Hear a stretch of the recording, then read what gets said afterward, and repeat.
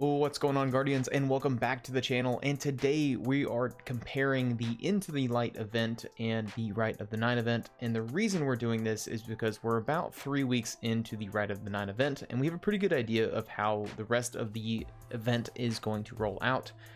And it's been a little bit of a bumpy start, but that's okay. We're staying positive. But again, today we're going over a quick comparison of what the Into the Light event was, what the Rite of the Nine event is, and how they kind of compare to each other as well. So if you weren't around for the Into the Light event, this was a free content update starting in early April and had additional content releases throughout April and May. Now, it was designed to bridge the gap between the Season of the Wish and the Final Shape expansion, offering both new and returning players a way to prepare for the conclusion of the Light and Darkness saga. In the Into the Light event, we had a new game mode that was presented called Onslaught, and now this had 2 different versions with 3 different maps. Additionally, there was 2 exotic missions that dropped, the Whisper and 0 Hour. Now, these are 2 both fan favorite exotic missions, and they were great. They were really reprised very well, and you can still play them to this day, which is fantastic. We also got access to the Brave Arsenal, where Lord Shaxx unveiled 12 iconic weapons from Destiny's past and brought them forward with fresh perk rolls, new origin traits, and a unique golden ornament. Now, these weapons were mainly primary weapons, couple of secondary or special weapons, and a few heavy weapons as well. Players could earn these weapons by participating in the Onslaught activity and completing quests in the new social space. Weapon focusing was also introduced, allowing players to increase their chances by obtaining specific weapons. Speaking of the new social space, we had the Hall of Champions, which was a cryptarch vault located in the tower itself. The space served as a hub for the event where players could interact with Lord Shaxx, claim rewards, and access the activities. Additionally, we had Crucible updates as well, which brought new PvP maps. We got 3 new maps at the time, designated for 3v3 game modes. This was launched throughout the month of April and May. Other notable features that came with Into the Light was Pantheon, which is a weekly rotating raid boss gauntlet that increased the difficulty over time, and over time being over the course of the event, testing players against various raid encounters, and this started at late April, so this gave everyone about 3 weeks to really prepare for this event. There was also new light enhancements that aim to improve new player experience with streamlined intro quest and new light kits to quickly gear up new Guardians. Additionally, there was a free name change as well. A one-time free name change became available for all players. Now, if you were to complete the Onslaught activity and all the events associated with it, you got the Super Black shader, which is a highly coveted shader from Destiny 1. There was also new armor sets for each of the classes as well. In essence, Into the Light was a significant free content update that offered a substantial amount of engaging activities, coveted gear, and quality of life improvements to keep players occupied and prepared for the next major chapter in Destiny 2. And for Rite of the Nine, this is also a limited time event in Destiny 2 that began in early May. This is also to bridge the gap from the Final Shape expansion to the Edge of Fate expansion, designed to be launched in mid-July. It's a free event for all players, focusing on revisiting 3 classic Destiny 2 dungeons with a refreshed experience. Now, the featured dungeons that are in this event are Spire the Watcher, Ghost of the Deep, and the Prophecy dungeon. All 3 dungeons will be available towards the end of the event, with a Loot-a-Palooza week as well, giving bonuses to all weapon drops. There's been a new social space added, the Third Spire. So the returning social space serves as a central hub for this event. Players can access featured dungeon of the week here and interact with the event vendor, the Emissary of the Nine. Additionally, there is a catch-up mechanic for power there as well. So if new players or returning players are out of power level, this gives you right to max power level, which is, again, pretty good update as well. Now, in this event, you have 3 difficulty options to choose from in the 3 dungeons, that being Explorer, which is kind of the new guided gameplay for newer players, the Eternity, which is the kind of the standard experience that we're used to with Banes and some of the new modifiers, and Ultimatum, a more challenging mode for experienced players. Now, the event offers a variety of rewards, including the Rite of the Nine weapons.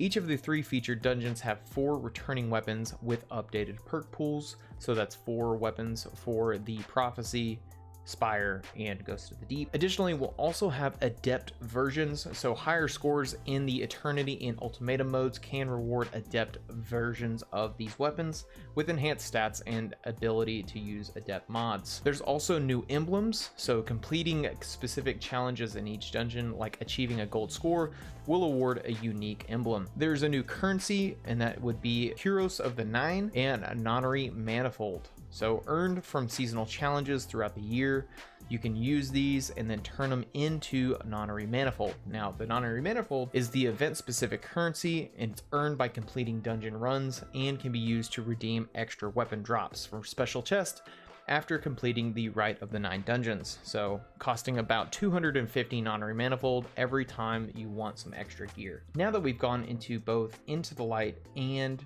Rite of the 9, I think it's fair we can start comparing both events. Now again, both events are free, so everybody wins here. Now when it comes to PvE game modes, I feel like Into the Light won in this mark because we received Onslaught and Pantheon, as well as 2 exotic missions, and this was a lot of content going into the final shape. Now I feel like Rite of the 9, it's not as content packed as Into the Light was. I feel like the State of Destiny was also probably in a worse space, so the event for Into the Light needed to be a little bit bigger and pack a little bit bigger of a punch. I feel like Episode Heresy has really carried the final half of Final Shape, which is why Rite of the 9 may not feel as impactful as Into the Light was. So from a PvE perspective, I feel like Into the Light won here as well. From a weapon perspective, again, I'm gonna have to stick with Into the Light. The weapons that dropped from the Brave Arsenal have been hitting a lot harder than the weapons in Rite of the 9. Now, given this is a little bit of an asterisk, we've only had access to the Spire of the Watcher weapons. We still have Ghost of the Deep and the Prophecy to think about, but I think most players are probably looking forward to the Prophecy weapons anyway. To this day, I still use a lot of the Brave Arsenal, that being the Blast Furnace or the Midnight Coup. I'm sure you have your favorites as well, so feel free to drop a comment below of which weapons you're still using from Into Light. Now, the weapons we've gotten from the Spire of the Watcher have been okay. A lot of the perk pulls that we've gotten from this dungeon are a little bit lackluster. Not many people are using the heavy machine gun anyway. The scout rifle is a little hit or miss. Again, that's super preference based for a lot of people. The dual firing grenade launcher is a unique catch. I wouldn't say it's needed by any means. And the sidearm is more of a PvP perking gun anyway. So it comes with Rhyme Stealer and Headstone, and that's pretty much the only perk roll you probably want as a PvE player. So again, Spire of the Watcher really hasn't hit too hard from the loot perspective just yet. Now from the in-game perspective, we can compare Pantheon and the actual Rite of the 9 event as a whole, since it's both in-game activities. Now with Pantheon, it was more dedicated to the hardcore crowd week over week. So week 1, it was more of the standard light level difficulty and progressed weekly to a more challenging experience with more raid bosses or encounters each week. So this was more dedicated to the hardcore player. Now, Rite of the 9 strikes, I believe, a pretty good balance when it comes to difficulty for new and returning players. With Rite of the 9, like we discussed already, there are 3 different game modes: Explorer, Eternity, and Ultimatum, that I believe strike a very good balance between bringing in new players as well as giving older players or returning players a really good challenge in the Ultimatum mode. I feel like this is a very good step forward to bringing in new players, having them run the Explorer difficulty, and really getting them used to the in-game content. Now, there are probably a lot of updates they need to make, like when a notification pops up and you're in the middle of a fight trying to read what's going on.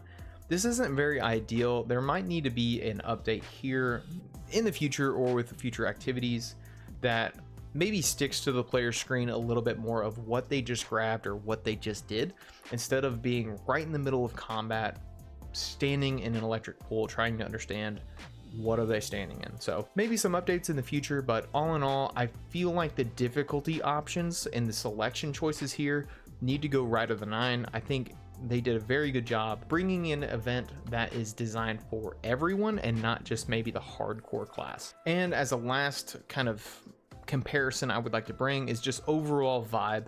Again, Into the Light had to hit a lot harder in my opinion based on the state of the game at the time. Now, a lot of people were probably hyped for the final shape as well. I don't feel like people are as hyped for Edge of Fate. That's just my opinion so far. And additionally, I don't feel like the vibe has been, you need to grind this kind of game mode. It's just like, hey, we're doing this, and if you jump in the last few weeks, we're gonna give you more loot. So is there really a need to play throughout the whole event?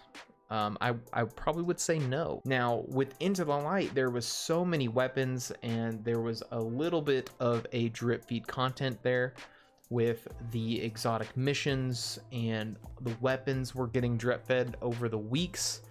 And then you had Pantheon, so you wanted to have the good weapons to go into Pantheon. So again, there was a little bit more investment when it came to the player playing Into the Light compared to Rite of the Nine. So overall vibe, again, I'm gonna have to slide with Into the Light. I think it was just a much better event overall, but we still have a few weeks to go for Rite of the Nine. So below in the comments, I kind of want to see everybody drop what their opinion is here. Did you prefer Into the Light?